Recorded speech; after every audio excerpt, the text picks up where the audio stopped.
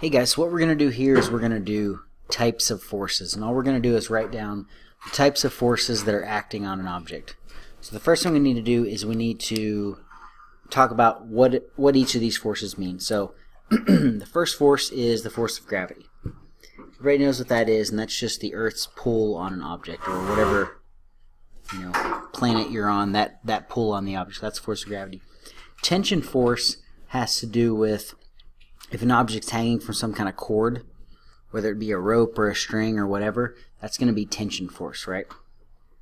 So you'll know if it has to do with tension force because it'll be hanging. Force of friction is where an object kind of has a drag on something. So this paper clip is dragging on the ground, so there's some force of friction there. Applied force is a force applied to an object. So when I push the paper clip, that is an applied force. And normal force is the opposite force an object has. So right now the paperclip has the force of gravity going down, and then because it's not moving, there's a normal force going back up in the opposite direction with an equal amount of force. So those are the forces. Use these to answer the question.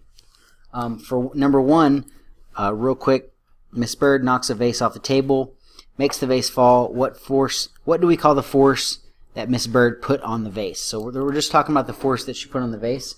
So that would be an applied force, and it is a contact force